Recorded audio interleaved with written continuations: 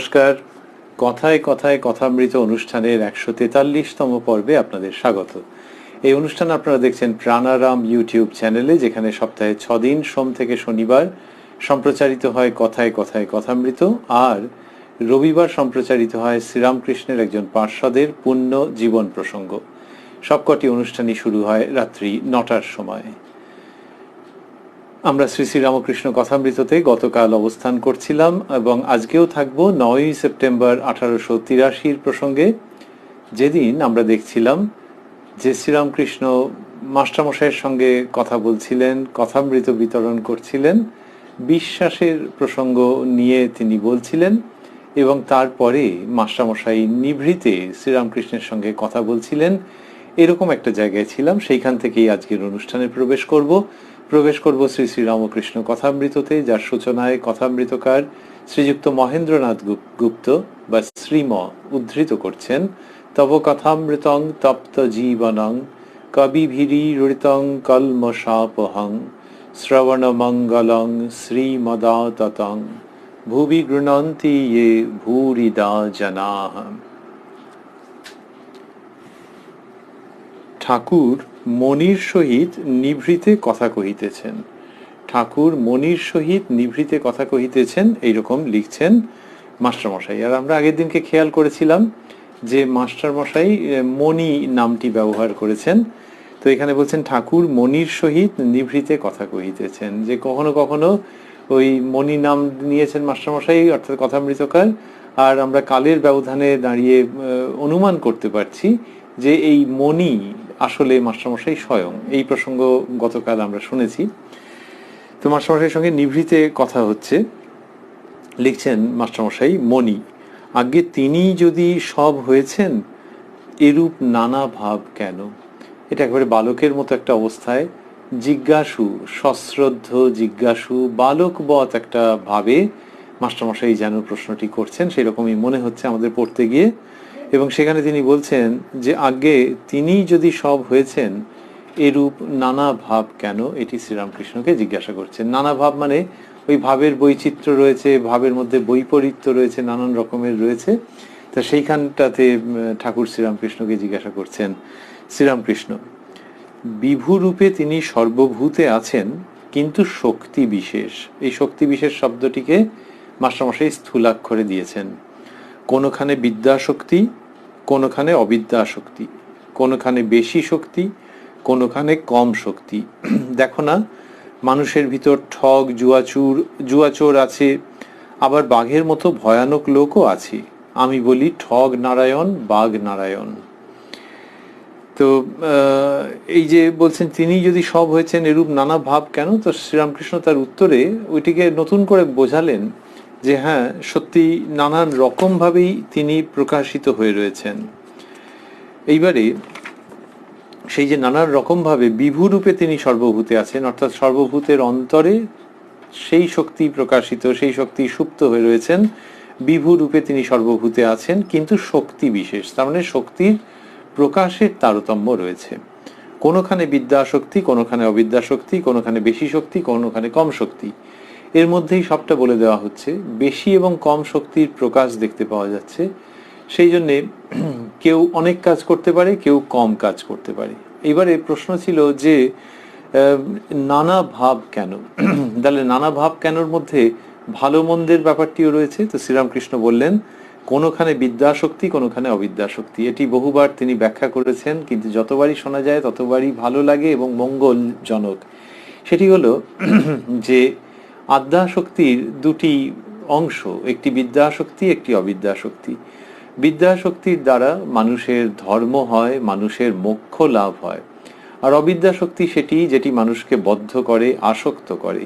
তো শ্রীরামকৃষ্ণ যখন বলছেন যে কোনোখানে বিদ্যাশক্তি, কোনোখানে অবিদ্যাশক্তি, কোনোখানে বেশি শক্তি, কোনোখানে কম শক্তি, তখন সবটা মেলালে দাঁড়াচ্ছে যে কোথাও বিদ্যাশক্তির প্রকাশ বেশি, কোথাও অবিদ্যাশক্তির প্রকাশ বেশি। আবার বিদ্যাশক্তির প্রকাশ যদি বেশি ভাবি, সেটাও আবার বেশিরও তারতম্য আছে। অবিদ্যাশক্তি কেন না, ওই সবটা মিলেই এই জগৎ, এই লীলা, শক্তির খেলা এরকমই, যে অবিদ্যাশক্তিও আছে, বিদ্যাশক্তিও আছে। শ্রীরামকৃষ্ণই শেখাচ্ছেন যে সেই জন্য জীবকে বিদ্যাশক্তিকে আশ্রয় করতে হয়, তার কাছে প্রার্থনা করতে হয়, বা আদ্যা শক্তির কাছে প্রার্থনা করতে হয় যে তার অবিদ্যা শক্তির দ্বারা যেন জীব বিভ্রান্ত না হয়। তো সেইটি শ্রীরামকৃষ্ণ বললেন যে কোথাও বিদ্যা, কোথাও অবিদ্যা শক্তির প্রকাশ, এবং কোথাও শক্তির বেশি প্রকাশ, কোথাও কম প্রকাশ। তারপরে বাচ্চা ছেলেদের বোঝানোর মতো করেই বলছেন। মাস্টারমশাইয়ের প্রশ্নটি ছিল, আজ্ঞে তিনিই যদি সব হয়েছেন, এরূপ নানা ভাব কেন?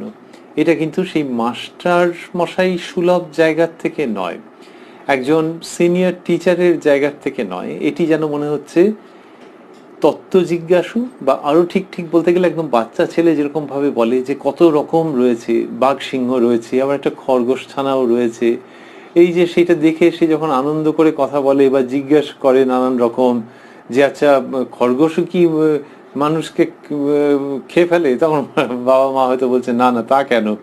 সেই রকম একটা প্রশ্ন, যে তিনি যদি সব হয়েছেন এরূপ নানা ভাব কেন, এর মধ্যে সেই একটা বালকবধ ভাব রয়েছে। বালকবধ ভাবটি আরো আমাদের এরকম মনে হচ্ছে যে প্রশ্ন সিরিয়াস হলেও যদি কেউ নিজের জায়গাটাকে বজায় রেখে প্রশ্ন করেন, তাহলে ঠিক এই ভঙ্গিটা হয় না। এই ভঙ্গি মানে যেন ঠাকুর শ্রীরামকৃষ্ণের কাছে সাবমিট করে দিচ্ছেন যে এই ব্যাপারটা আমার জানা নেই।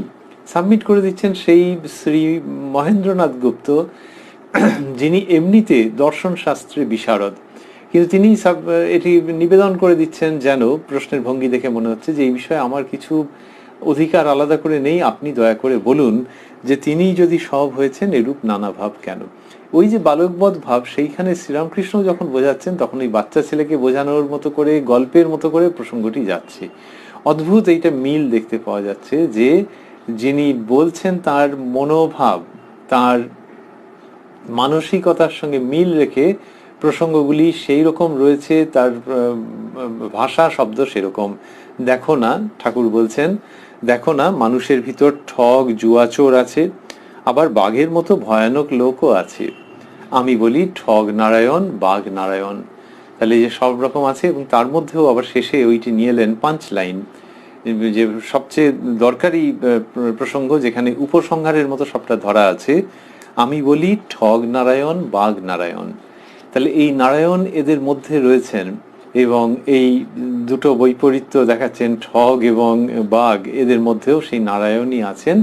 এটি শ্রীরামকৃষ্ণ উচ্চারণ করছেন। অন্যত্র আমরা শুনেছি ঠাকুরের গল্প আছে যে মাহুত নারায়ণ, যে এখানেও তাই, ঠগ নারায়ণ বাঘ নারায়ণ মানে যে তাদেরকে একেবারে সঙ্গে সঙ্গে বরণ করে নিতে হবে, আলিঙ্গন করতে হবে, এরকম নয়। সেটি শ্রীরামকৃষ্ণ অন্যত্র শিখিয়েছেন। মাস্টারমশাই বলছেন, যে লিখছেন মণি সহাস্যে, আজ্ঞা তাদের দূর থেকে নমস্কার করতে হয়, বাঘ নারায়ণকে কাছে গিয়ে আলিঙ্গন করলে খেয়ে ফেলবে। এটি তিনি শ্রীরামকৃষ্ণের কাছেই শুনেছেন, শিখেছেন। শ্রীরামকৃষ্ণ এরকম ভাবেই বলেছেন। তারপরে হাতির কথা বলেছেন, যে মত্ত হাতি আসছে, আর সে শিষ্য গুরুর কাছে শুনেছিল যে সবার মধ্যেই নারায়ণ, তাই জন্য দাঁড়িয়ে তাকে প্রণাম করতে গেছে সেই হাতিকে, আর সে শুঁড়ে তুলে নিয়ে আবার ছুঁড়ে ফেলে দিয়েছে। পরে গুরু তাকে বললেন যে বাবা, হাতি নারায়ণ বটে, তবে পিঠের উপর তো মাহুত বারণ করছিল, তা মাহুত নারায়ণের কথা শুনলে না কেন? সেটি যেমন মজার প্রসঙ্গ, কিন্তু তার মধ্যে এটি থেকে যাচ্ছে যে সেই নারায়ণই সকলের মধ্যে রয়েছেন। তাহলে যদি ভাবি যে প্রাপ্তবয়স্ক মানুষের কাছে কোনটি বেশি গুরুত্বপূর্ণ, যিনি অপ্রাপ্ত বয়স্ক, শারীরিক দিক দিয়ে বয়স কম, অথবা তার বোধ বুদ্ধির দিক থেকে অতটা পরিপক্কতা আসেনি, যেরকমই ভাবি না কেন, সেই তাকে কিন্তু জানতে হবে যে কার কার থেকে দূরত্ব বজায় রাখতে হবে ব্যবহারিক ক্ষেত্রে। কিন্তু যিনি কিনা বোধ বুদ্ধির দিক থেকে পরিণত হওয়ার পথে এগোচ্ছেন, তার ক্ষেত্রে ওই অন্যটার পাল্লা ভারী, যে সকলের মধ্যেই তিনি রয়েছেন। কেন না, যার বোধ বুদ্ধি আছে তিনি তো নিজেকে বাঁচিয়ে চলতে জানেন, সেই জায়গাটা নিয়ে তো সমস্যা নেই। যে তিনি তো হাতিকে বাঘকে আলিঙ্গন করতে যাচ্ছেন না, দুষ্ট লোককে আলিঙ্গন করতে যাচ্ছেন না, সেটা সব ছোট বয়সেই বড়রা শিখিয়ে দিয়েছেন। কিন্তু এবার আরো বড় হওয়ার জন্যে ওইটি দরকার, যে ওই যাদের থেকে দূরত্ব রাখতে হয়, বাবা মা তখন বলেছিলেন, গুরুজনেরা বলেছিলেন, এবং তুমিও সেইভাবে নিজেকে গড়ে নিয়েছো, সেই তারা আসলে কে? সেই তারা কি আসলে খুব খারাপ?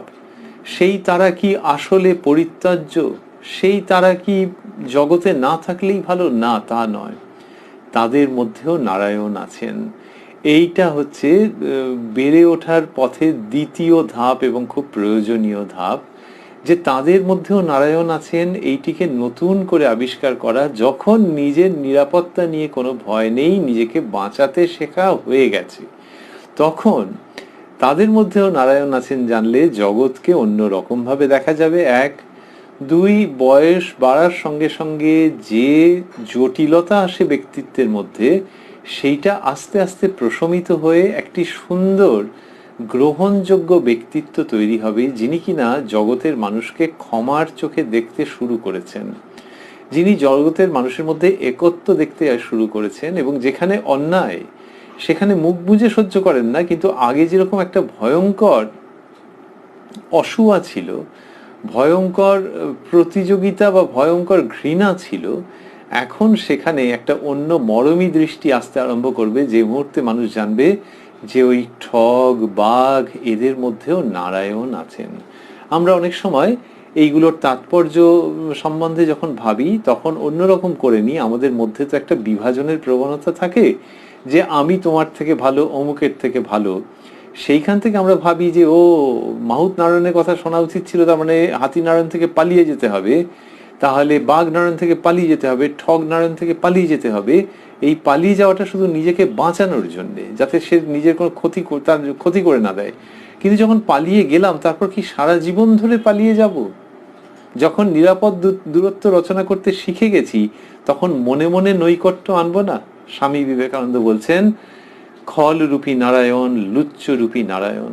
সেটি হচ্ছে ওই বড় হওয়ার পথের পাথেয়, যে এইবারে ভাবো যে তাদের মধ্যেও তিনিই আছেন। শ্রী শ্রীমা বলছেন, সাধন করতে করতে দেখবে আমার মাঝে যিনি, তোমার মাঝেও তিনি, দুলে বাগদি ডোমের মাঝেও তিনি। তারপরে দুলে বাগদি ডোম যাদেরকে বলছেন প্রান্তিক শ্রেণীর মানুষ, তারা কি খুব ঈশ্বর ভক্ত বলে মনে করতে হবে যে শ্রী শ্রীমা যাদেরকে বলছেন? না, সাধারণভাবে ধরে নেওয়া যেতেই পারে যে তারা অতি সাধারণ, যা যাদেরকে লোকে সরিয়ে রাখে, ওই জন্যই ওই নামগুলি তো বললেন। কেউ যদি সরিয়ে না রেখে থাকেন তাহলে তো তিনি প্রণম্য, কিন্তু এমনিতে লোকে সরিয়ে রাখে, বাবা তুমিও হয়তো তাই রাখতে, কিন্তু সাধন করতে করতে দেখবে আমার মাঝে যিনি, তোমার মাঝেও তিনি, দুলে বাগদি ডোমের মাঝেও তিনি। এই যে নারায়ণকে দেখা, এই যে অন্তরে সেই ঈশ্বরকে দেখা, ইষ্টকে দর্শন করা, এটা তো বড় হওয়ার পথে, আধ্যাত্মিকভাবে উন্নত হওয়ার পথের অসাধারণ সুন্দর উপাদান তথা পথ নির্দেশ। শ্রীরামকৃষ্ণ যখন কথা বলছেন তখন ওইগুলি থেকে যাচ্ছে। ওই যে বললেন, আমি বলি ঠগ নারায়ণ, বাঘ নারায়ণ, তার মধ্যে কিন্তু দূরত্ব রচনার শৈশবের প্রসঙ্গ যেমন আছে, তেমনি মনে মনে একত্ব বোধের পরিণত বুদ্ধির আহ্বানও আছে। মাস্টারমশাই তারপরে লিখছেন, শ্রীরামকৃষ্ণ, তিনি আর তাঁর শক্তি, ব্রহ্ম আর শক্তি, বই আর কিছুই নাই। নারদ রামচন্দ্রকে স্তব করতে করতে বললেন, হে রাম, তুমি শিব, সীতা ভগবতী, তুমি ব্রহ্মা, সীতা ব্রহ্মাণী। হে রাম, তুমি শিব, সীতা ভগবতী, তুমি ব্রহ্মা, সীতা ব্রহ্মাণী, তুমি ইন্দ্র, সীতা ইন্দ্রাণী, তুমি নারায়ণ, সীতা লক্ষ্মী, পুরুষবাচক যা কিছু আছে সব তুমি, স্ত্রীবাচক সব সীতা। তো এইরকম করে বললেন যে তিনি আর তার শক্তি, ব্রহ্ম আর শক্তি। ব্রহ্ম আর শক্তি কথাগুলি মাস্টারমশাই স্থূলাক্ষরে দিয়েছেন, দিয়ে বলছেন ব্রহ্ম আর শক্তি, বই আর কিছুই নাই। নারদ রামচন্দ্রকে স্তব করতে করতে বললেন, হে রাম, তুমি শিব, সীতা ভগবতী। তার মানে যেখানেই ঈশ্বর এবং ঈশ্বরী, লীলা সঙ্গী, যুগল রূপে অবস্থান, সেইখানেই নারদ রামচন্দ্রকে বন্দনা করে বলছেন যে তুমি শিব, সীতা ভগবতী। তার মানে যেখানে শিব এবং শিবানী, সেখানেও তুমি এবং মা, রাম এবং সীতা। ঠিক যেমন ব্রহ্মা ব্রহ্মাণী, ইন্দ্র ইন্দ্রাণী, নারায়ণ লক্ষ্মী, পুরুষবাচক যা কিছু আছে সব তুমি, স্ত্রীবাচক সব সীতা। এই শক্তির বর্ণনা হচ্ছে, গুণগান হচ্ছে, মহিমাখ্যাপন হচ্ছে, শ্রীরামকৃষ্ণ সেটি করছেন। মণি আর চিন্ময় রূপ, যেটির কথা শ্রীরামকৃষ্ণ একাধিক ক্ষেত্রে উল্লেখ করেছেন। তা মাস্টারমশাই বলছেন, আর চিন্ময় রূপ। শ্রীরামকৃষ্ণ একটু চিন্তা করিতেছেন, আস্তে আস্তে বলিতেছেন, কিরকম জানো, যেমন জলের এসব সাধন করলে জানা যায়। এইখানটা মাস্টারমশাই পুরোটা দিলেন না। ওই যে চিন্ময় রূপ ঈশ্বরের বা ঈশ্বরীর, সেটি তিনি মাস্টারমশাইয়ের কাছে বিবৃত করেছেন, কিন্তু তিনি আর সর্বজনের জন্যে ওই জায়গাটিতে গেলেন না। হয়তো শ্রীরামকৃষ্ণ তাঁর জন্যই ওইভাবে উপদেশ দিয়েছেন, না হলে ঠাকুর শ্রীরামকৃষ্ণের উপদেশগুলি তো কথামৃতের মধ্যে ধরা রয়েছে অন্যান্য ক্ষেত্রে, তাহলে এটি কেন দিলেন না? ওই হয়তো মাস্টারমশাইয়ের জন্যই এটি বিশেষভাবে শ্রীরামকৃষ্ণ বলেছেন, এবং বললেন যে কীরকম জানো, যেমন জলের এসব সাধন করলে জানা যায়। যদি মাস্টারমশাইয়ের জন্যই বলে থাকেন তাহলে উনি দিলেন কেন? একটুখানি দিয়ে বাকিটা দিলেন না, পুরোটাই দিতে পারতেন তো। এই যে চিন্ময় রূপ বলে একটি প্রসঙ্গ আছে, শ্রীরামকৃষ্ণই সেটি বলেছেন এবং মাস্টারমশাই জিজ্ঞেস করেছেন, সুতরাং সবটা প্রাসঙ্গিক।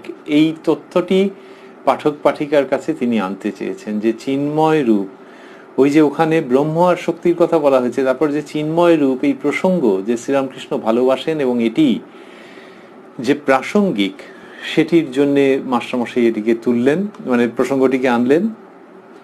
আর কি হয়েছে? আর হয়েছে যে কিরকম যেন, যেমন জলের এসব সাধন করলে জানা যায়। তার মানে এখান থেকে ইঙ্গিত রয়েছে যে মাস্টারমশাইকে একটু কিছু বলে থাকলেও ওই দিকেই ঠেলেছেন যে সাধন করতে হবে, সাধন করলে এগুলোর যথাযথ উপলব্ধি হবে। প্রসঙ্গগুলো দরকারি, প্রসঙ্গগুলো মহা আনন্দের, তবে হ্যাঁ, মৌখিক উপদেশে আর কতটাই বা বোঝানো যাবে, সাধন করতে হবে। এই সাধন লব্ধ যেহেতু, সেই জন্য মাস্টারমশাই দিয়েছেন যে যিনি মনে করবেন তিনি ওইখানে গভীরে ডুব দেবেন, বা গভীরে ডুব দিলে এইগুলি আস্তে আস্তে প্রতীত হবে সাধক বা সাধিকার কাছে। এই দুটি কারণে মাস্টারমশাই এখানে সংযোজিত করেছেন যে এক, চিন্ময় রূপ প্রসঙ্গটি আছে এবং শ্রীরামকৃষ্ণের পছন্দের, আর তিনি আমাকে যাই বলে থাকুন না কেন ওই সাধন করবার কথা বলেছেন, ওটি সাধনের দ্বারা প্রাপ্ত হওয়ার মতো। তারপর শ্রীরামকৃষ্ণ বলছেন, তুমি রূপে বিশ্বাস করো, তুমি রূপে বিশ্বাস করো। এই চারটি শব্দ মাস্টারমশাই স্থূলাক্ষরে দিয়েছেন। ব্রহ্মজ্ঞান হলে তবে অভেদ, ব্রহ্ম আর শক্তি অভেদ। যেমন অগ্নি আর তার দাহিকা শক্তি, অগ্নি ভাবলেই দাহিকা শক্তি ভাবতে হয়, আর দাহিকা শক্তি ভাবলেই অগ্নি ভাবতে হয়। দুগ্ধ আর দুগ্ধের ধবলত্ব, জল আর তার হিম শক্তি। এইটি বললেন মাস্টারমশাইকে যে তুমি রূপে বিশ্বাস করো। কেন বললেন? কারণ মাস্টারমশাইয়ের নিরাকারের দিকে ঝোঁক ছিল, প্রবণতা ছিল, একেবারে প্রথম থেকেই তিনি সেটি শ্রীরামকৃষ্ণের কাছে বলেছেন, ঠাকুর শ্রীরামকৃষ্ণ জানেন। এবার মাস্টারমশাইয়ের প্রকৃতিতে এইটি ভালো কাজ করবে, তাই বলছেন তুমি রূপে বিশ্বাস করো। প্রথম প্রথম বলেছেন, আমরা দেখেছি কথামৃতের মধ্যে, যে আচ্ছা তোমার নিরাকারে বিশ্বাস, তা বেশ, একটাতে থাকলেই হলো, একটাতে বিশ্বাস থাকলেই হলো, তবে নিরাকারে বিশ্বাস মানে যেন যে সেটি শেষ তা নয়, সাকার রূপও সত্য। মাস্টারমশাই অবাক হয়ে গেছেন যে যিনি বলছেন নিরাকার সত্য, তিনি আবার সাকারকে সত্য বলছেন, এককালে দুটি সত্য হতে পারে কি করে? এইসব হয়েছে। এটি কোন সময়? 1882 প্রথম দিকে একেবারে। এটি আমরা এখন দেখছি 1883 সেপ্টেম্বর, এরকম জায়গাতে শ্রীরামকৃষ্ণ মাস্টারমশাইকে বলছেন এটি। তাহলে আগে কেন বললেন না? দুটো কারণ, একটা হচ্ছে যে সদ্য সদ্য পরিচয় তো, আরেকটা হচ্ছে যে আরো দরকারি কারণ, যে মাস্টারমশাইয়ের মনোজগৎ সেইভাবে তৈরি হয়েছে। এখন ঠিক ঠিক সময়, এখন বললে তার আধ্যাত্মিক উন্নতির পথে সেটি সুফল প্রদান করবে। তুমি রূপে বিশ্বাস করো। এই যে তুমি রূপে বিশ্বাস করো, আমি তোমাকে ভালোবাসি, আমি তোমার কল্যাণের জন্য, তোমার মঙ্গলের জন্য বলছি তুমি এটা করো। এটি যিনি বলেন তিনি খুব আন্তরিক, তিনি যথার্থ শিক্ষক। আর যদি হয় যে এটাও করো ওটাও করো, তাহলে সেটার মধ্যে দিয়ে ওই আন্তরিকতাটা তখনও পর্যন্ত পাওয়া যাচ্ছে না। শ্রীরামকৃষ্ণ বলেছেন প্রথমের দিকে যে একটাতে বিশ্বাস থাকলেই হলো, ব্যাকুলতার কথা বলেছেন, এই সবগুলো করেছেন। আর এইবার মাস্টারমশাইয়ের মানসিকতা অনুযায়ী এই যে কথাগুলি বলছেন, এর মধ্যে একজন বিশেষ মরমী শিক্ষকের বা আচার্যের বা গুরুর সন্ধান আবার নতুন করে পাওয়া যাচ্ছে। তুমি রূপে বিশ্বাস করো। ব্রহ্মজ্ঞান হলে তবে অভেদ, ব্রহ্ম আর শক্তি অভেদ। একই বাক্যের মধ্যে দুটি ধরা আছে, যে ব্রহ্মজ্ঞান হলে তবে অভেদ, যে ব্রহ্মজ্ঞান হলে তখন সবই এক দেখায় এবং সবই মধ্যে এটিও রয়েছে। সেটি দ্বিতীয় অংশে বললেন যে ব্রহ্ম আর শক্তি অভেদ। যেমন অগ্নি আর তার দাহিকা শক্তি, শাস্ত্রের উদাহরণ, কিন্তু শ্রীরামকৃষ্ণ এটিকে বিশেষভাবে গুরুত্ব দিয়ে আনছেন, যে এটির মধ্যে যুগধর্ম রয়েছে সেই জন্যও বটে, আবার যেন কেউ ভেদ না করে ফেলে, যেহেতু অনেক ভেদ তো হয়েছে সাকার নিরাকারের মধ্যে, দুটো আলাদা দল হয়ে গেছে, মতান্তর হয়েছে, মনান্তর হয়েছে, সেটি যাতে না হয় সেই জন্য বিশেষভাবে বলা যে ব্রহ্মজ্ঞান হলে তবে অভেদ, ব্রহ্ম আর শক্তি অভেদ। যেমন অগ্নি আর তার দাহিকা শক্তি, তাহলে অগ্নি আর তার দাহিকা শক্তি সেইটির সঙ্গে ব্রহ্ম এবং শক্তিকে যে অভেদ দেখানো হচ্ছে একই সঙ্গে, এটি শ্রীরামকৃষ্ণের বিশেষত্ব। অগ্নি ভাবলেই দাহিকা শক্তি ভাবতে হয়, আর দাহিকা শক্তি ভাবলেই অগ্নি ভাবতে হয়। দুগ্ধ আর দুগ্ধের ধবলত্ব, দুধ মানেই যেরকম সাদা বলে, মিল্কি হোয়াইট, কিরকম সাদা না ওই দুধের মতো সাদা। তাহলে দুধ কিরকম, যেটা সাদা, আর কিরকম সাদা ওই কি বলবো, ওই দুধের মতো সাদাই তো বললে অভ্যস্ত। তাহলে দুধ ভাবলেই ওই সাদা রংটা ভাবতে হচ্ছে, আর সাদা রঙের কথা এলে দুধের কথা মনে আসছে। দুগ্ধ আর দুগ্ধের ধবলত্ব। জল আর তার হিম শক্তি, ঠান্ডা জল, তাহলে তার যে হিম শক্তি, ওই ওই দুটো এক পরস্পর যেরকম ভাবে আছে সেইভাবে করে উদাহরণগুলো আসছে। যদি কেউ বলেন যে জল ভাবলেই হিম শক্তি কেন, জল ভাবলে তো গরম জলও হয়, উত্তর হচ্ছে যে যার কাছে জল মানেই ঠান্ডা, ধরা যাক যে ঠান্ডার দেশের মানুষ, বলে জল ওরে বাবরে হাড় কাঁপানো ব্যাপার একেবারে, হ্যাঁ, তাহলে জল মানে সে প্রায় বরফ মতোই ভাবে, কারণ তার ওখানে ওই রকমই। আর তাহলে সে কি জল, গরম জল জীবনে দেখেনি, সে হ্যাঁ হিট করলে তাহলে হবে, তাহলে ওই রকম। কিন্তু আমাদের এখানে যেমন জল অনেক সময় ফুটন্ত জলই থাকে, নর্মাল জল গায়ে দেওয়া যায় না এরকম, কিন্তু যেখানে জল মানেই প্রচন্ড কনকনে ঠান্ডা মনে পড়ে, সেইখান থেকে উদাহরণটি চয়ন করা, যে দেখো জল মানেই কনকনে ঠান্ডা মনে পড়ছে, আর কনকনে ঠান্ডা ভাবতে গেলে এই জলটা মনে পড়ে যাচ্ছে, যেক্ষেত্রে যেরকম হয়, যেমন অগ্নি এবং দাহিকা শক্তি, জলের তবু ব্যতিক্রম হতে পারে, কিন্তু অগ্নি হলে কি আবার ঠান্ডাও হয় নাকি, তা তো হয় না, ওইটি প্রথমে উদাহরণ দিয়েছেন। তাহলে যেখানে যেখানে ওরকম মনে হয়, সেই মনে হওয়াটা যেরকম ব্রহ্ম আর শক্তি সেরকম। তারপর শ্রীরামকৃষ্ণ বলছেন কিন্তু ব্রহ্মজ্ঞানের পরও আছে জ্ঞানের পর বিজ্ঞান। এই সবকটি শব্দকে মাস্টারমশাই স্থূলাক্ষরে দিলেন, কিন্তু ব্রহ্মজ্ঞানের পরও আছে জ্ঞানের পর বিজ্ঞান।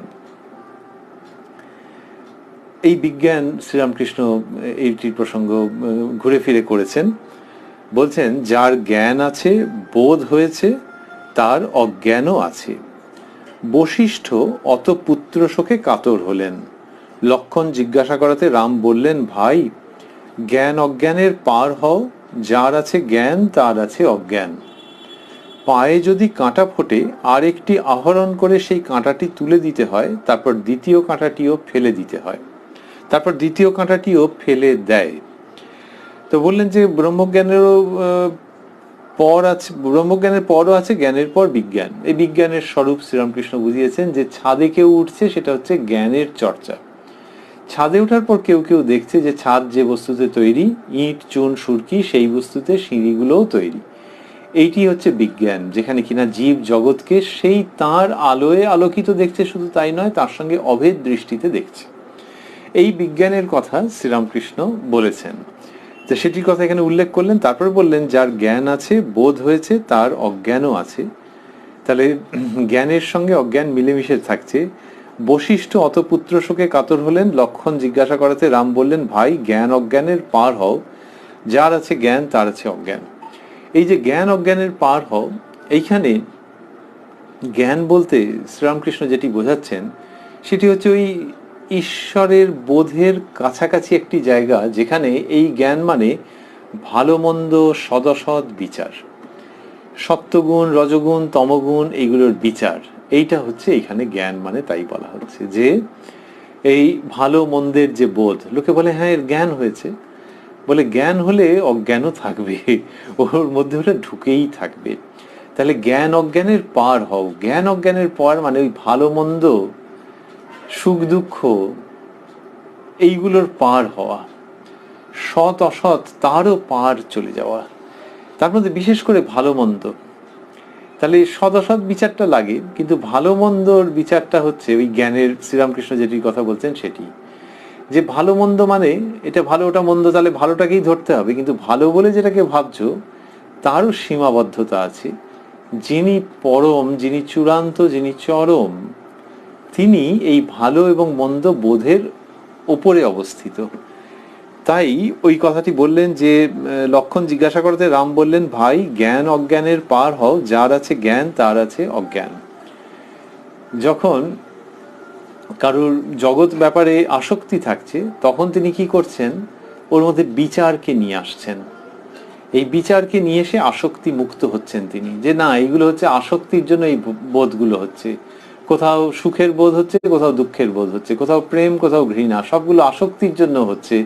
মহা মুশকিলের ব্যাপার, কিন্তু এগুলো থাকবে না, এগুলো চিরকালের নয়। সুতরাং এগুলোকে অতটা গুরুত্ব না দেওয়া এবং কালে কালে একেবারেই গুরুত্ব না দেওয়া, কর্তব্য দায়িত্ব বোধে ততটুকুনি ঠিক আছে, কিন্তু তার বেশি আসক্তি যেন ভেতরে প্রবেশ না করে। এই যে জ্ঞান, সেটিকেও ছাড়িয়ে যাচ্ছে যখন কেউ অধ্যাত্ম পথে আরো অগ্রসর হচ্ছেন, যে তখন ওই সদ অসৎ বিচার যেটি, সেটিও আর দরকার হচ্ছে না। ওইটা দরকার ছিল, অসৎকে ত্যাগ করবার জন্য সতের চিন্তা দরকার ছিল, কিন্তু তারপরে ওই সদ অসৎ বিচারকেও ছাড়িয়ে মন একটা অজানা, অচেনা, কিন্তু যেন বহুকালের চেনা আনন্দপূর্ণ জগতের দিকে অগ্রসর হচ্ছে। এইটা শ্রীরামকৃষ্ণ বলছেন যে ভাই রামচন্দ্র লক্ষণের উপদেশ অনুসরণ করে, যেন যে ভাই জ্ঞান অজ্ঞানের পার হও, যার আছে জ্ঞান তার আছে অজ্ঞান।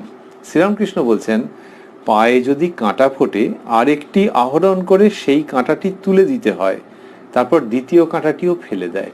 সত্যি সত্যি আরেকটা কিছু নিয়ে এসে, শার্প কিছু নিয়ে এসে একটু খোঁচাখুচি করতে করতে করতে করতে আগের যে কাঁটাটা ওটা উঠে গেল। তাই তো হয়।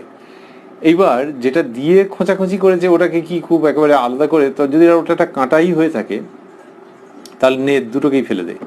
আর ওটা যদি ডাক্তারি সরঞ্জাম হয়ে থাকে তাহলে ওটাকে একেবারে বরণ করে রাখার মতো কিছু হয়নি, যে ওইটা কি তাহলে একদম বুক পকেটে রেখে দেবো নাকি।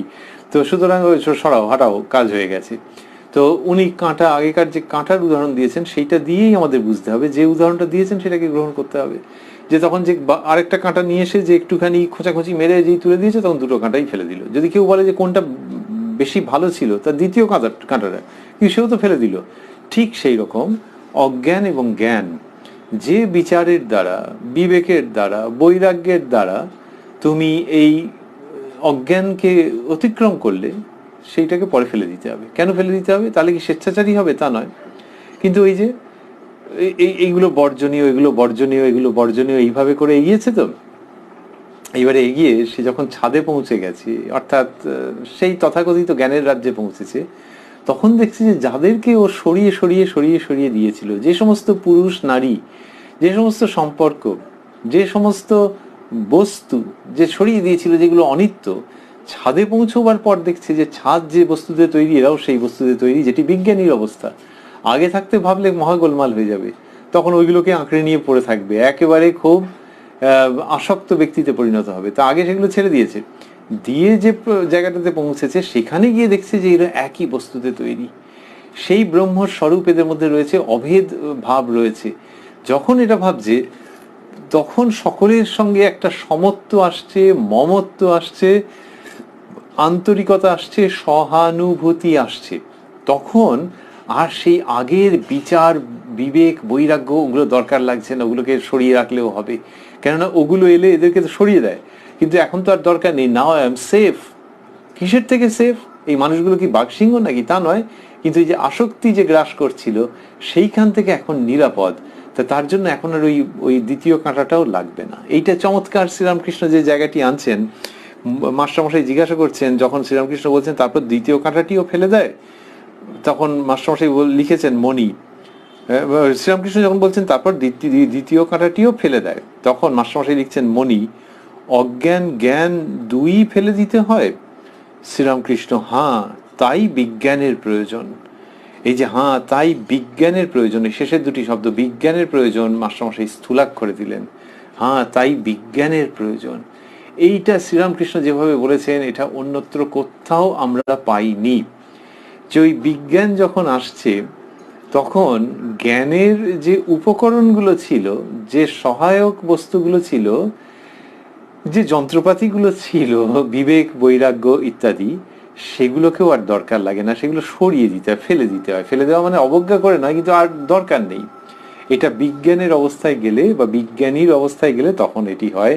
শ্রীরামকৃষ্ণের খুব হলমার্ক অফ শ্রীরামকৃষ্ণ, নিজস্ব অবদান তার এই রকম ভাবে যখন এই কথাগুলি বলছেন, বলছেন, তার কথা চলছে শ্রীমুখের কথা, দেখো না, যার আলো জ্ঞান আছে তার অন্ধকার জ্ঞান আছে, যার সুখ বোধ আছে তার দুঃখ বোধ আছে, যার পুণ্য বোধ আছে তার পাপ বোধ আছে, যার ভালো বোধ আছে তার মন্দ বোধও আছে, যার সূচি বোধ আছে তার অসুচি বোধ আছে, যার আমি বোধ আছে তার তুমি বোধও আছে। এই যে দুরকম, তা কি সুন্দর করে একদম বাচ্চাদের মতো করে নিয়ে এলেন, বাচ্চাদের মতো করে নিয়ে এলেন, এবং নিয়ে এসে ওখানে দেখাচ্ছেন যে দুটো বিপরীত বিপরীত বিপরীত বিপরীত। তার মধ্যে তো একটা শ্রেণীকে ভালো বলে, তো ওই যে পুণ্য ভালো, তারপর ভালো কথাটা রয়েছে, সূচি কথাটা রয়েছে, এগুলো তো ভালো। হচ্ছে যে ওই যে এগুলো হচ্ছে জ্ঞানের পথে ভালো, তারপরে আর দরকার লাগে না যখন বিজ্ঞানের অবস্থা এসে যায়। তার এরপরে শ্রীরামকৃষ্ণ বলছেন বিজ্ঞান কিনা তাকে বিশেষ রূপে জানা। এইটি বললেন, কাষ্ঠে আছে অগ্নি এই বোধ, এই বিশ্বাসের নাম জ্ঞান, সেই আগুনে ভাত রাঁধা খাওয়া খেয়ে হৃষ্টপুষ্ট হওয়ার নাম বিজ্ঞান। ভারী মিষ্টি কথা এবং সেই সঙ্গে খুব যুক্তিসম্মত।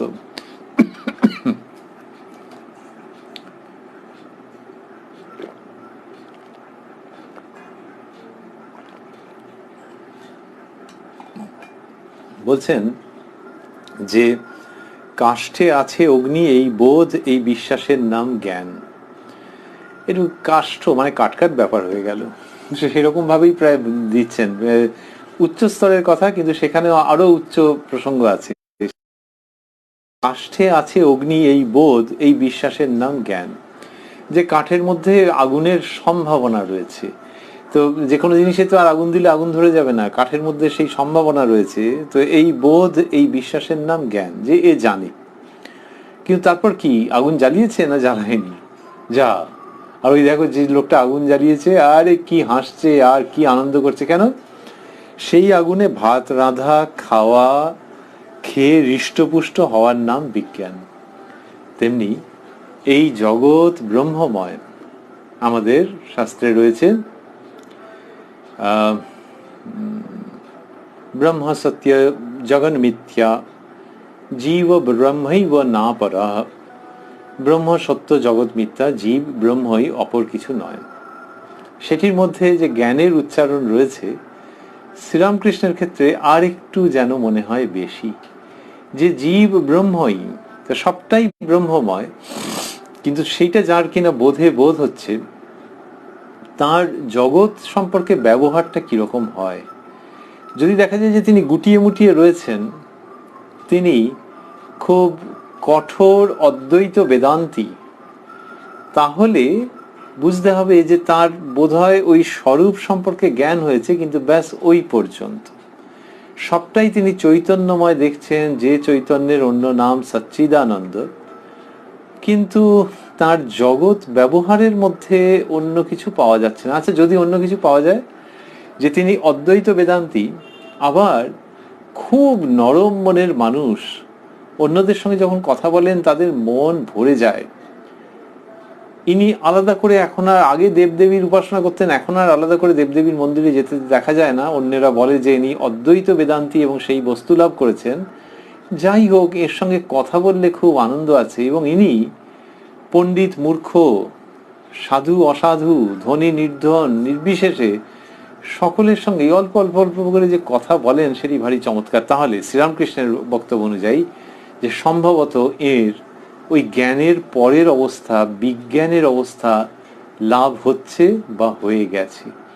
বিজ্ঞানের অবস্থার মধ্যে কি হচ্ছে, যে জগৎ সম্বন্ধে শুধু যে জগৎ ব্রহ্মময় তাই নয়, বিজ্ঞানের অবস্থার মধ্যে কি হয়েছে, শ্রীরামকৃষ্ণ যেভাবে ইঙ্গিত করছেন এবং প্রায় পরিষ্কারভাবে বোঝাচ্ছেন, বাকিটা সাধনের জন্য রেখে দিচ্ছেন, যে ওই জগতের মধ্যে তিনিই রয়েছেন এটি, আর হচ্ছে যে যাকে ছাড়িয়ে ছাড়িয়ে চলে গিয়েছিল, তিনি বলেছেন যে সিঁড়ি ছাড়িয়ে ছাড়িয়ে ছাদে পৌঁছতে হয়, তার জন্য যেন একটা অন্য রকমের মমতা উৎপন্ন হচ্ছে, যে ওরা হাঁ করে বোকার মতো চোখ গোল গোল করে দেখেছিল যে আমি কোথায় উঠে যাচ্ছি।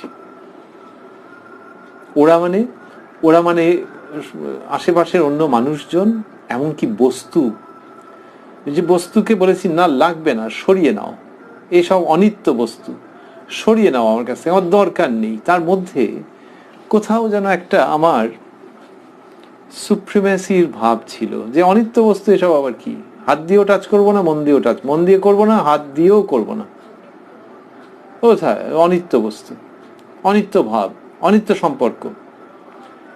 এইটাকে যেন পুনরায় একবার দেখা, রিভিজিট করা, যখন ওই ব্রহ্মবস্তুর সঙ্গে অভেদত্বের অনুভূতি হয়ে গেছে, তিনিই জানিয়ে দিয়েছেন, তখন যেন এদের প্রতি একটা অন্য রকমের আত্মীয়তা, মমত্ব, অভেদত্ব, যে তাদেরকে বুকে করে নিতে চাইছে, যে এদেরকে ছাড়িয়ে ছাড়িয়ে চলে গিয়েছিলাম, এরা না হলে আমার উত্থান হতো না। ঠাকুর বলছেন সিঁড়ি সিঁড়ি ছাড়িয়ে ছাড়িয়ে তাতে, তাহলে এদের মধ্যে দিয়ে এটা দরকার হয়েছে। অন্যত্র বলেছেন যে ফলের যে খোসাটা না থাকলে ফলটা বাড়বে না, সুতরাং ভেবো না যে খোসাগুলো সব বাজে, খোসাগুলোকে এক্ষুনি আঁচড়ে আঁচড়ে আঁচড়ে আঁচড়ে সব খুলে ফেলো, তাহলে ব্যাস ফলেরও হয়ে যাবে। শ্রীরামকৃষ্ণ সেই উদাহরণ দিয়েছেন। তো এই যে দ্বৈত জগৎ, ঠিক আছে, সেই অনিত্য তুমি বলেছিলে, সেটার মধ্যে দিয়েই তোমার বিকাশ, সেইগুলোর মধ্যে অনিত্যতা দেখেছিলে, হ্যাঁ দেখার দরকার ছিল। ফল যখন বাড়ছে তখন সে খোসার সঙ্গে বেশি বন্ধুত্ব করছে না, কিন্তু ওই বিজ্ঞানের অবস্থায় গিয়ে তখন কি হয়েছে, তখন ওই যেগুলোকে সে ছাড়িয়ে ছাড়িয়ে চলে গিয়েছিল সেইগুলোকে তাদের প্রতি মমত্ব বোধ হচ্ছে, তীব্র আকর্ষণ বোধ হচ্ছে। এইটার জন্যই এটি বিশিষ্টাদ্বৈতের থেকে আলাদা। বিশিষ্টাদ্বৈতের মধ্যে মনে হচ্ছে যে ওই সবটা নিয়েই তিনি, সেখানে ওই ইয়া দেবী সর্বভূতেষু মাতৃরূপেণ এবং ভ্রান্তি রূপেণ, মা রূপেও এবং ভ্রান্তি রূপেও, দুটিকেই মনে হচ্ছে যে সবটা নিতে হচ্ছে, একসঙ্গে নিলে তবে সেই সৃষ্টিকর্তা বা সৃষ্টিকর্ত্রীকে পাওয়া যাচ্ছে, যে হ্যাঁ ওখানেও তুমিই আছো। কিন্তু এই ওখানের প্রতি not so good, not so virtuous, not so divine যেগুলি, সেইগুলির সম্পর্কে তোমার কি ধারণা? ওই যে যদি দূর থেকে নমস্কার করো যে হ্যাঁ তার মধ্যেও তিনি আছেন, সেটা একরকম হলো, কিন্তু বিজ্ঞানীর অবস্থায় তার প্রতি প্রবল আকর্ষণ তৈরি হচ্ছে, যে আহা এদেরকে ছাড়িয়ে চলে গিয়েছিলাম, এদেরকে ওভারটেক করে চলে গিয়েছিলাম। এই বিজ্ঞানীর অবস্থার কথা শ্রীরামকৃষ্ণ বলছেন। এবং যখন এই অবস্থাটা হয় তখন এই ব্যক্তি সদানন্দ হয়ে যান, কারণ জগতের সমস্ত কিছুর মধ্যে আহার ওনাকে ওই নিত্য অনিত্য নিত্য অনিত্য এরকম করতে হয় না, দুটো কাঁটাই ফেলে দিয়েছেন। সুতরাং ইনি সদানন্দ পুরুষ হয়ে যান বা নারী, যিনি সেই অবস্থা লাভ করেন। এবং তখন আমাদের একালের ভাষায় বলতে গেলে দারুণ মজা। এই যে দারুণ মজা, সেটিকে শ্রীরামকৃষ্ণ আমাদের শেখাচ্ছেন। তিনি বলছেন যে সেই আগুন, কাষ্ঠে আছে অগ্নি, এই বোধ এই বিশ্বাসের নাম জ্ঞান, সেই আগুনে ভাত রাঁধা খাওয়া খেয়ে হৃষ্টপুষ্ট হওয়ার নাম বিজ্ঞান। যে ওইটাতে হৃষ্টপুষ্ট হচ্ছে, এই ব্যক্তিও হৃষ্টপুষ্ট হচ্ছেন যখন জগৎ সম্পর্কে এরকম দৃষ্টি খুলে যাচ্ছে। হৃষ্টপুষ্ট হচ্ছেন মানে খুব মোটা হচ্ছেন, খুব সম্পদশালী হচ্ছেন তা নয়, কিন্তু আর ওই কিছু বাদ দিতে হচ্ছে না, সবটাকেই গ্রহণ করা যাচ্ছে। আমার আর কোনো আশঙ্কা নেই, কোনো আতঙ্ক নেই যে এই বুঝি অনিত্য বস্তু এসে আমাকে গ্রাস করে ফেললো, তাহলে হেলথটা ভালো হবে। লোকে বলে যদি আগে একটুখানি আশঙ্কায় ছিল, এখন আর সেই সবগুলো নেই, শরীর স্বাস্থ্য ভালো হয়ে গেছে। হৃষ্টপুষ্ট হচ্ছে এবং পুষ্ট হচ্ছে ওই বিজ্ঞান ভাবনার দ্বারা। ওই বিজ্ঞান ভাবনার দ্বারা হচ্ছে, এবং শ্রীরামকৃষ্ণ বলছেন যে সেই আগুনে ভাত রাঁধা খাওয়া খেয়ে হৃষ্টপুষ্ট হওয়ার নাম বিজ্ঞান। ওই কাঠের মধ্যে যে অগ্নিতত্ত্ব, সেটিকে জেনে এরকম হচ্ছে। যখন এরকম হচ্ছে তখন এই শ্রীরামকৃষ্ণের নিজের অবস্থা যদি আমরা দেখি, তিনি নিজে বিজ্ঞানীর বিরাট বা সবচেয়ে বিরাট উদাহরণ, তার মধ্যে তো ওইটাই দেখতে পাওয়া যাচ্ছে। যে ওই নিত্যতে পৌঁছেও তারপরে আবার যখন নেমে আসছেন, নিত্যতে বেশিক্ষণ থাকা যায় না, থাকতে ভালো লাগে না, এরকম বলছেন। এই যে নেমে আসা, এটি ব্রহ্মজ্ঞানীর দৃষ্টি কি নাকি বিজ্ঞানীর? এটি বিজ্ঞানীর দৃষ্টি, যেটি শ্রীরামকৃষ্ণের জীবনে দেখতে পাওয়া যাচ্ছে, যেখানে ওই সকলকে তিনি নিতে চাইছেন। কতক্ষণ ধরে মানুষের সঙ্গে কথা বলছেন। শুধু এই শ্রীরামকৃষ্ণ অবতারের একটা অদ্ভুত ব্যাপার লক্ষ্য করা যাচ্ছে, সেটি হচ্ছে যে বিজ্ঞানী রূপে যে তিনি সকলকে আলিঙ্গন করবেন মনের দিক থেকে, সেই জায়গাটাতে সকলকে আপন করে নেওয়া, দারুণভাবে কাছে টেনে নেওয়া, এই জায়গাটাতে কোথায় যেন একটু আটকে যাচ্ছে ওই অত্যন্ত শুদ্ধ সত্য ভাবের জন্যে। ওই যে একটুখানি অল্প অল্প আটকে যাচ্ছে, যে সকলের কাছে পৌঁছতে পারছেন না। কারুকে বলছেন যে ভিতরে অঙ্কট বঙ্কট আছে, এই সমস্ত বলছেন। কারুকে দেখছেন যে এখন সম্ভাবনা নেই, এদের সময় হয়নি, তাদের বলছেন যে একটু বিল্ডিং টিল্ডিং দেখো গিয়ে, এরকম ভাবে যে বলছেন। তার মানে তার কাছে আর ওই অতটা পৌঁছতে পারছেন না। এইখানে যেন তার একটু অসুবিধে ছিল, যে পুরোটা পৌঁছানো গেল না, সেইটা তার সহধর্মিনীকে ভার দিচ্ছেন। সহধর্মিনী, ধর্মপথের সঙ্গিনী, বিজ্ঞান বার্তা জগৎময় ছড়িয়ে দেওয়ার মর্ম সঙ্গিনী। কলকাতার লোকগুলো পোকার মতো রয়েছে, এদেরকে তুমি দেখো। অন্ধকারে পোকার মতো কলকাতার লোকগুলো কিলবিল করছে, কলকাতার লোকগুলো অন্ধকারে পোকার মতো কিলবিল করছে, তুমি এদের দেখো। এর মানেই হচ্ছে শ্রীরামকৃষ্ণ এই বিজ্ঞানীর ভাবে যেটুকুনি জায়গাতে গিয়ে আটকে যাচ্ছিলেন শুদ্ধ সত্য ভাবের জন্য, সেটি শ্রী শ্রী মাকে দিচ্ছেন। তার মানে কি? তার মানে তার ক্ষমতা আরো বেশি। সেটি এদের ভক্ত সন্তানেরা বলে গেছেন যে তার ক্ষমতা, শ্রীরামকৃষ্ণ বলছেন ও আমার শক্তি। তো তাকে ওটি দিয়ে যাচ্ছেন যে she will cut across the remaining barriers as well, করে এই বিজ্ঞানী শ্রীরামকৃষ্ণ যেন তার সহধর্মিনীর মধ্যে দিয়ে একেবারে জগৎকে প্লাবিত করে দিচ্ছেন ওই বিজ্ঞান দৃষ্টির সহানুভূতিপূর্ণ প্রেমের দ্বারা। সেটি হচ্ছে, এবং সেই তিনি 9 সেপ্টেম্বর 1883 কথা বলছেন। এবং আমরা দেখছি যে তিনি বলছেন যে সেই আগুনে ভাত রাঁধা খাওয়া খেয়ে হৃষ্টপুষ্ট হওয়ার নাম বিজ্ঞান।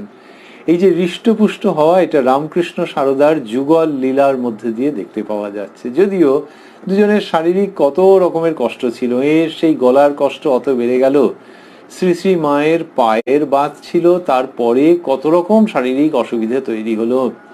ওই ইহলীলার শেষের দিকটাতে কি ভোগ হলো, শরীরের ওপর দিয়ে ভোগান্তি হলো, কিন্তু কোথায় কি, এ তো দেখা যাচ্ছে এদের জীবন হচ্ছে ওই রকম, সেই আগুনে ভাত রাঁধা খাওয়া খেয়ে হৃষ্টপুষ্ট হওয়ার নাম বিজ্ঞান। ওই দুজনে মিলে করেছেন, ভাত রেঁধেছেন, খেয়েছেন, হৃষ্টপুষ্ট হয়েছেন। এবং সেই হৃষ্টপুষ্টটা কিসের জন্য? আমরা বলছিলাম যে শরীর তো ছোট হয়ে গেছে, কিন্তু হৃষ্টপুষ্টটা হয়েছেন যে জগতের কল্যাণ করবার জন্য, সকলকে নিয়ে আনন্দ করবার জন্য, সেইখান দিয়ে হৃষ্টপুষ্ট হওয়া। প্রেমার্পণ সমদর্শন জগজন দুঃখ যায়, এই হৃষ্টপুষ্ট হওয়ারই গল্প, তারই অন্য উচ্চারণ, তারই বিকল্প বন্দনা। প্রেমার্পণ সমদর্শন জগজন দুঃখ যায়।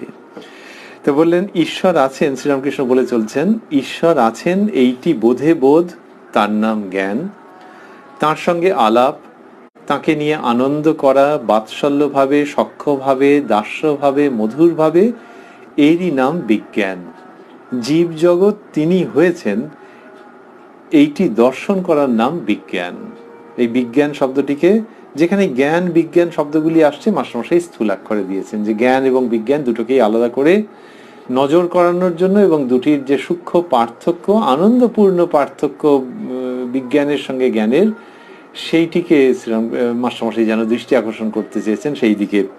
আর শ্রীরামকৃষ্ণ বললেন ঈশ্বর আছেন এইটি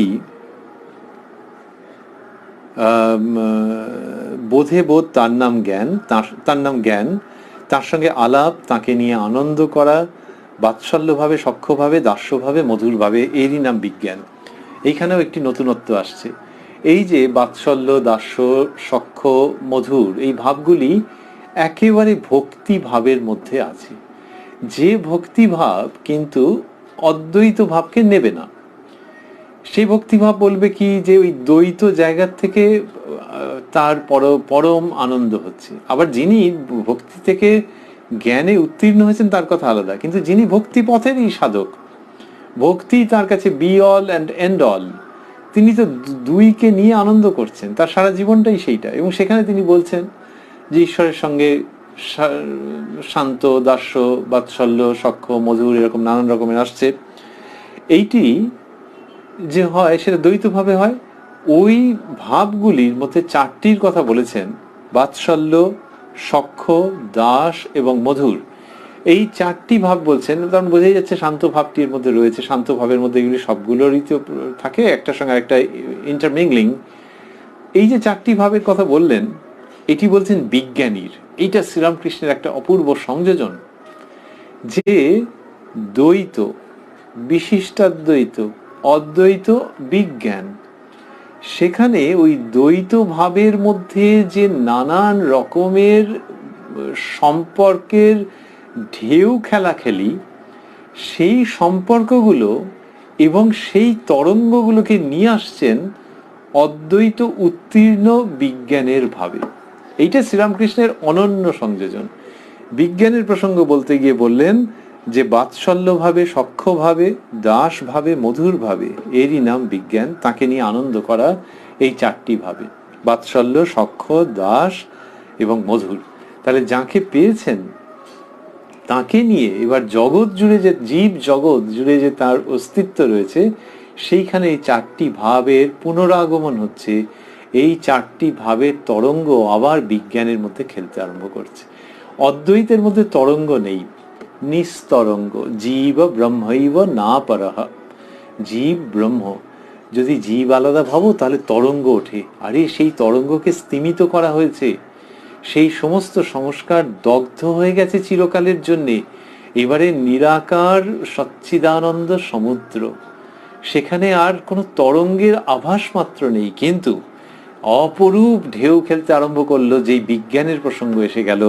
এবং সেখানে ওই ফেলে আসা দাস্যভাব, তার মধ্যে থেকে যে আবেগ, সেগুলো এসে অপরূপ চিত্র তৈরি করতে আরম্ভ করলো, গতিময় করে দিল এই ব্রহ্মজ্ঞানের যে জগৎ, সেইটিকে। তাকে স্পন্দিত করলো, সঞ্জীবিত করলো, প্রাণিত করলো যেন নতুনভাবে এই দ্বৈত ভাবের পরিচিত তরঙ্গগুলো। সেই যে অদ্বৈত পরবর্তী বিজ্ঞানের কথা শ্রীরামকৃষ্ণ বলছেন, সেখানে তার মৌলিকত্বের নিশ্চিত স্বাক্ষর থেকে যাচ্ছে। বলতে বলতে বললেন, এক মতে দর্শন হয় না, কে কাকে দর্শন করে, আপনি আপনাকে দেখে। কালাপানিতে জাহাজ গেলে ফেরে না, আর ফিরে খবর দেয় না। এই যে বললেন একমতে, তো গানে আছে ব্রহ্ম নিরূপণের কথা দেতোর হাসি, এইভাবে বলা আছে যে যার ওই রকম মুখের অবস্থা, চেহারা, তার হচ্ছে সবসময় মনে হবে তিনি যেন হাসছেন। তো তিনি হাসিটা প্রকাশিতই হয়ে আছে। তা সত্যি হাসছেন নাকি তা নয়, কিন্তু যে মনে হচ্ছে যে সবসময় যেন হাসিটা প্রকাশিত হয়ে আছে, সেই মনে হওয়ার যে ভাবটা, যে তাকে দেখলে কখনো দুঃখিত মনে হবে না, সেই যে ভাবটা, শুধু সেইটিকে নিয়ে চলে এসো, নিয়ে সেই জগৎ ব্যাপারে প্রয়োগ করো। দেখবে এখানে ওইটি খেটে যাচ্ছে যে ব্রহ্ম সর্বত্রই প্রকাশিত, and that is true and the most absolute truth. সেই অ্যাবসলিউট ট্রুথটি এখানে রয়েছে। সেটি কি? That absolute truth is here. সেটা কি? সেটা হচ্ছে ব্রহ্ম সর্বত্রই প্রকাশিত, সর্বত্রই প্রকাশিত। শুধু সেই যে শ্রীরামকৃষ্ণ গানের মধ্যে যে দেতো বলেছেন, সেই লোকটিকে যদি না দেখে থাকো তাহলে তোমার ব্যাপারটার অনুভূতি হবে না। তেমনি যদি তুমি এটাকে না দেখার সামর্থ্য থাকে তাহলে হবে না, কিন্তু যখন সেই সামর্থ্য আসবে, তারপরে সেই লোকটির সঙ্গে পরিচয় হওয়ার পর তুমি এইসব কথা বলছো, তেমনি যখন ব্রহ্মজ্ঞান হয়ে যাবে তখন দেখবে যে তিনি সর্বত্রই পরিচিত। তাকে আবার নিরূপণ করবো কি করে? মানে ওই ব্যক্তি যখন মনে হবে যে সবসময় হাসছে, সে আর নিরূপণ করার দরকার করছে না, হাসি হাসি মনে হচ্ছে। বাচ্চা ছেলে যদি দেখে বলবে ওই কাকুটা সবসময় হাসে, ওই তুলনাটাকে নেওয়া হচ্ছে। নিয়ে এসে এখানে বলা হচ্ছে যে যখন ব্রহ্মজ্ঞান হয়ে গেছে তখন তিনি দেখছেন ব্রহ্ম সর্বত্রই প্রকাশিত। তাহলে যারা কিনা ওর সহপাঠী ছিলেন, যারা জ্ঞানের পথে এখনো পর্যন্ত সেই নিয়ে চর্চা করছেন, ওনার মনে হবে এই চর্চার কি দরকার, ব্রহ্ম তো প্রকাশিত, আমি তো সর্বত্র দেখতে পাচ্ছি, নিখিল বিশ্বে ব্রহ্ম প্রকাশিত, জীব জগতের মধ্যে, উদ্ভিদের মধ্যে, এবং এই ওরা যাকে নিষ্প্রাণ বস্তু বলে সমস্ত কিছুর মধ্যে প্রকাশিত তিনি। আবার ওই নিয়ে পড়াশোনা কি? ওই নিয়ে চর্চা কি, ওই নিয়ে বাক বিতণ্ডা কেউ করে নাকি? তিনি সর্বত্রই প্রকাশিত, এটি হচ্ছে ব্রহ্মজ্ঞান যার হয়েছে তার মনে হচ্ছে। শ্রীরামকৃষ্ণ বলছেন একমতে দর্শন হয় না, কে কাকে দর্শন করে? আপনি আপনাকে দেখে। কালাপানিতে জাহাজ গেলে ফেরে না, আর ফিরে খবর দেয় না। ওই যে যিনি কিনা পৌঁছে গেছেন তিনি আর বলতে পারেন না, যে তিনি শুধু বলেন যে নিরূপণের কি আছে, বলে কেন আপনি কি করে বলছেন, বলে সে বলা যাবে না। আমি দেখছি তিনি সর্বত্র প্রকাশিত, বলে কি করে দেখছেন, বলে ও বাক্য মনের অতীত। আমি তোমাদের আভাসী ইঙ্গিতে বলছি সর্বত্রই তিনি প্রকাশিত হয়ে আছেন, দেখতে পাচ্ছি। আর তোমরা সে কত রকম ভাবে নিরূপণ করছো আর সেই বৌদ্ধিক বিশ্লেষণ করছো। তো সেই কালাপানিতে জাহাজ গেলে যেমন ফেরে না, ওই আগেকার দিনের বিশ্বাস ছিল ওরকম। শ্রীরামকৃষ্ণ সেগুলোকে উদাহরণ হিসেবে চয়ন করেছেন, যে ওখানে কালাপানিতে মানে পাশ্চাত্যের দিকে যদি চলে গেল, জলের রং কালো, ও আর জাহাজ ফিরবে না, গেল ওর। তেমনি যিনি ব্রহ্মজ্ঞানে উপনীত হয়ে গেছেন তিনি আর এই দ্বৈত জগতের ল্যাঙ্গুয়েজে, দ্বৈত জগতের আর্টিকুলেশনে, দ্বৈত জগতের ভাষায়, দ্বৈত জগতের প্রকাশে আর তিনি ফিরবেন না। সেই জন্য তিনি অতটা বুঝিয়ে বলতে পারেন না, কিন্তু হ্যাঁ তিনি দেখেন যে তিনি সর্বত্রই প্রকাশিত। আর যখন দর্শনের প্রসঙ্গ হচ্ছে উনি বলেন কে কাকে দর্শন করবে, কারণ নিজেকেও তো সেইটার মধ্যে দেখছেন। মাস্টারমশাই লিখছেন মণি, যেমন আপনি বলেন মনুমেন্টের উপরে উঠলে আর নিচের খবর থাকে না, গাড়ি ঘোড়া, মেম সাহেব, বাড়ি ঘর দ্বার, দোকান অফিস ইত্যাদি। বলছে যে মাস্টারমশাই বলছেন যে যেরকম আপনি বলেন যে ওই ওপরে, শ্রীরামকৃষ্ণের উদাহরণ, যে ওই ওপরে যখন উঠে যায় মনুমেন্টের উপরে তখন আর নিচের খবর থাকে না, গাড়ি ঘোড়া মেম সাহেব। তারপরে খবর থাকে না মানে শ্রীরামকৃষ্ণ যেটি বুঝিয়েছেন, মাস্টারমশাই উল্লেখ করলেন, যে তখন তাকিয়ে দেখে যে এটা এই, ওটা ওই, এর বয়স কম, ওর বয়স বেশি, এমনকি এটা ছেলে এটা মেয়ে, সব একই রকম দেখাচ্ছে, দেখতে বেশ ভালো লাগছে। তাদেরকে পৃথক করা যাচ্ছেও না, করতে ইচ্ছেও করছে না। ব্রহ্মজ্ঞানের পরে ওই রকম অবস্থা, যার পৃথক করবার ইচ্ছে হয় না এবং নিজেও তার থেকে পৃথক নয়, এই জায়গাটির কথা মাস্টারমশাই উল্লেখ করছেন শ্রীরামকৃষ্ণের বাণী তিনি যেরকম শ্রবণ করেছেন সেই মতো। শ্রীরামকৃষ্ণ, আচ্ছা আজকাল কালীঘরে যাই না, কিছু অপরাধ হবে কি? নরেন্দ্র বলতো ইনি এখনো কালীঘরে যান। নরেন্দ্রনাথ যখন বলেছেন যে ইনি এখনো কালীঘরে যান, তখন শ্রীরামকৃষ্ণ সেটাতে খুব একটা বিচলিত হননি, যে হ্যাঁ কালীঘরে তো যাই, তো যাবো, এরকমই তার ভঙ্গি। নরেন্দ্রনাথ কেন বলতেন? তিনি ওই ব্রাহ্ম সমাজে যাতায়াত করতেন আগে, নিরাকারের প্রতি প্রবল আকর্ষণ ছিল, তো সেই জন্য তার বক্তব্য হচ্ছে যে ইনি এত উচ্চ অবস্থার কিন্তু এখনো কালীঘরে যান, এরকম ভাবে নরেন্দ্রনাথের যেন আক্ষেপ, সেরকম ছিল। শ্রীরামকৃষ্ণ ওটি বলেছেন, কথামৃততেই আছে, নরেন এরকম বলে, তো আমি তো সব দেখছি যে সর্বত্রই তিনি প্রকাশিত হয়ে রয়েছেন, মা সর্বত্র রয়েছেন, এরকম ভাবে শ্রীরামকৃষ্ণ নিজের জায়গাটা নিজের মতো বুঝেছেন। কিন্তু নরেন্দ্রনাথের এই প্রশ্নটাও, that was a vexing question, মাথার মধ্যে মাঝে মাঝে ওটা এসছে। এখানে বলছেন আবার, আচ্ছা আজকাল কালীঘরে যাই না, কিছু অপরাধ হবে কি? তার মানে এই যে নরেন্দ্র বলেছিল তারপরে কি হয়েছে, এখন আর কালীঘরে যাই না, তাতে কিছু অপরাধ হবে? এটা মাস্টারমশাইকে জিজ্ঞেস করছেন বালক স্বভাব শ্রীরামকৃষ্ণ, যে ওই সর্বত্রই তাকে দর্শন যখন হচ্ছে, তখন হচ্ছে যে ওই যে একমতে দর্শন হয় না, কে কাকে দর্শন করে, তাহলে তিনিই সর্বত্র রয়েছেন।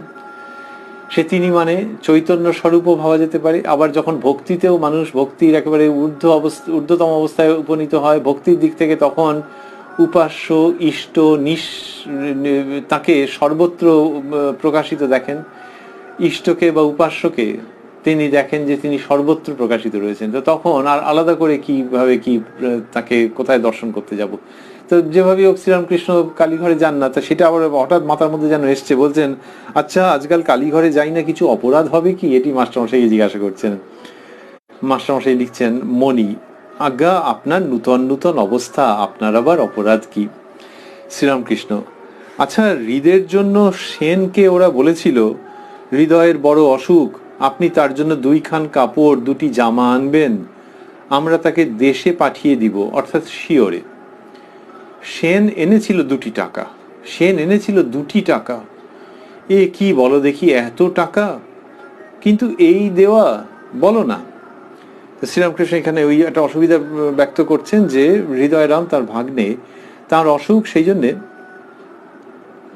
সেনকে ওরা বলেছিল, কোনো একজন সেন বাবু, তাকে কেউ বলেছিলেন, কোনো ধনাঢ্য ব্যক্তি, অনুমান করা যায় যে আপনি তার জন্য 2 খান কাপড় 2টি জামা আনবেন, আমরা তাকে দেশে পাঠিয়ে দেব। সেনবাবুকে ওরা বলেছিলেন, এটা হচ্ছে যে কেউ বলেছেন সেনবাবুকে আনার কথা বলেছেন। তো শ্রীরামকৃষ্ণ বলছেন যে সেন এনেছিল 2টি টাকা, তারপরে ঠাকুরের কাছে ওই টাকাটা নিয়ে এসছেন হৃদয়রামের জন্যে আর কি মিন করা। তা ঠাকুর বলছেন এ কি বলো দেখি, এত টাকা কিন্তু এই দেওয়া, বলো না। ওই যে তিনি সঞ্চয় করতে পারেন না, তো ফলে এই এতগুলি টাকা সে নিয়ে আসছেন, শ্রীরামকৃষ্ণ সেটাকে নিয়ে কিভাবে কি ডিসপ্যাচ করবেন, কি করবেন, ও তাঁর ধাতের মধ্যে টাকা নেওয়া নেই, হৃদয়রামের জন্যও নেই, নিজের জন্যও নেই। আমরা আগে শুনেছি যে সিঁথির মহেন্দ্রবাবু দিয়ে গিয়েছিলেন টাকা, তো সেটা শ্রীরামকৃষ্ণ সেইটার জন্য রাত্রিবেলা একেবারে সাংঘাতিক অস্থির অবস্থা, বলছেন বুকের মধ্যে যেন বিল্লি আঁচড়া করে, বলছেন কষ্ট লাগে যে সেইটি শুনে। সেটিতে তারপরের দিন তিনি সেই রাত্রিরেই গেছেন ভাইপোর শ্রীযুক্ত রামলালের কাছে, তাকে বলছেন যে কালকে সকালবেলা তুই গিয়ে ফেরত দিয়ে আসবি। এই যার নিজের অবস্থা, তিনি আর হৃদয়রামের জন্য টাকা নেন কি করে? মাস্টারমশাই লিখছেন মণি, আগে যারা ঈশ্বরকে জানবার জন্য বেড়াচ্ছে তারা এরূপ করতে পারে না যাদের জ্ঞান লাভ উদ্দেশ্য। শ্রীরামকৃষ্ণ, ঈশ্বরই বস্তু আর সব অবস্তু। এটি মাস্টারমশাই স্থূলাক্ষরে দিচ্ছেন এই কথাগুলি, যে ঈশ্বরই বস্তু আর সব অবস্তু। এটি শুনতে শুনতেই আজকের আমরা প্রসঙ্গ শেষ করব। আমরা সবে ঢুকেছি উদ্বোধন কার্যালয়ে প্রকাশিত শ্রী শ্রী রামকৃষ্ণ কথামৃতের 267 পৃষ্ঠায় ঢুকেছি, মানে এইখানে 9 সেপ্টেম্বরের প্রসঙ্গেরও অবসান হচ্ছে, এরপরে অন্য দিনের প্রসঙ্গ। আর দেখলাম আমরা শেষের দিকে এসে যে শ্রীরামকৃষ্ণ বললেন, যখন ওই কেউ 2 টাকা দেওয়ার কথা বলেছেন, 2টি টাকার প্রসঙ্গ বলেছেন, তখন শ্রীরামকৃষ্ণ বললেন যে ঈশ্বরই বস্তু আর সব অবস্তু। এটি তার জীবনের অন্যতম প্রধান ভাব, সেটি দিয়ে আজকের প্রসঙ্গ সমাপন হচ্ছে। আর আমরা পড়তে পড়তে ভাবছি, ওই যে তিনি বললেন, তাহলে ঈশ্বরই বস্তু আর সব অবস্তু, এটি বহুবার বলেছেন, সেই জন্য ওই সঞ্চয় টঞ্চয় করতে ইচ্ছে করছে না। আর সেই সঞ্চয় করলে কি হয়, উনি বলছেন যে ওই একটা অশ্বত্থ গাছের ফেকরির মতো কোথার থেকে যে কি চলে আসে, এরকম একটা অবস্থা। তো সেই তিনি ওটি লোকশিক্ষার জন্য এটি রাখছেন, যে নিজে ত্যাগ করেছেন, তার ভেতরে ভেতরে ত্যাগ পরিপূর্ণ, আবার মানুষের জন্য সেই ত্যাগের পরাকাষ্ঠা রাখছেন। এবং আমরা শেষ করতে করতে ভাবছি, ওই যে বিজ্ঞানীর অবস্থার কথা বলেছিলেন, যে সেই আগুনে ভাত রাঁধা, খাওয়া খেয়ে হৃষ্টপুষ্ট হওয়ার নাম বিজ্ঞান। তো সেই আগুনে কি রাঁধা হয়েছে? ভাত রেঁধেছেন বলছেন। তো সেই ব্রহ্মজ্ঞানের আগুনে ভাত রাঁধা, বাঙালি মানুষের কাছে বলছেন, যা লোকে বলে যে অনেক খাওয়া দাওয়া হয়নি, যদি আরে 4টি ভাত আগে চাপিয়ে দাও, তার সঙ্গে যা হোক একটা কিছু হলেই হবে। সেই জন্য ভাত রাঁধা, খাওয়া খেয়ে হৃষ্টপুষ্ট হওয়ার নাম বিজ্ঞান। তবে এমনিতে ভাবতে গেলে বাঙালি আবার খাদ্যরসিকও বটে, যে শুধু ভাত তার সঙ্গে একটু, তা সেই প্রসঙ্গও এসে যাবে। তা যখন আগুন যখন জ্বলছে, যে কত রকমই তৈরি করে নেওয়া যাবে। আরো তো হয় কত রকম, পায়েস টায়েসও তৈরি হয়, পরমান্ন তৈরি হয়। এই যে শ্রীরামকৃষ্ণ বললেন সেই আগুনে ভাত রাঁধা, খাওয়া খেয়ে হৃষ্টপুষ্ট হওয়ার নাম বিজ্ঞান, এটি যেন মনে হচ্ছে এটা একটা পিকনিকের মতো, আর স্পিরিচুয়াল পিকনিক। আমরা বলছিলাম যে তিনি এবং মা শারদা মিলে এইটির সূচনা করেছেন। আর ওই পিকনিকের কথা ভাবতে ভাবতে ভাবছি আমরাও তার অংশীদার হয়েছি, আমরাও তার অঙ্গীভূত হয়েছি সেই স্পিরিচুয়াল পিকনিকের। সেইখানে ওই যে ওই ব্রহ্মজ্ঞান, তারপরে কি হলো, যে বিজ্ঞানের বোধ, যে তাকে বিশেষ রূপে জানা, এবং সেটা হলো কি, যে কাঠে অগ্নিতত্ত্ব শুধু নয়, সেই কাঠের রান্না করা, তা করে এটি হওয়া, যে হৃষ্টপুষ্ট হওয়া, এবং আগুন টাগুন জ্বললো, ভাত রাঁধা হলো, খেয়ে দিয়ে হৃষ্টপুষ্ট। তা আমরা ভাবছি যে শ্রীরামকৃষ্ণের মধ্যে ওই ভাব, মা শারদাকে নিয়ে ওইটির যে সূচনা করেছেন, এই হৃষ্টপুষ্ট হওয়া, এর মধ্যে মনে হচ্ছে যেন শুধু একা নয়, আরো সব আছে। আমরাও সেখানে সামিল হতে চাইছি, মাথা নিচু করে, আশীর্বাদ নেওয়ার মতো করে ভঙ্গি করে, যে যখন পিকনিক শুরুই হয়েছে আমরাও তার সামিল হতে চাইছি।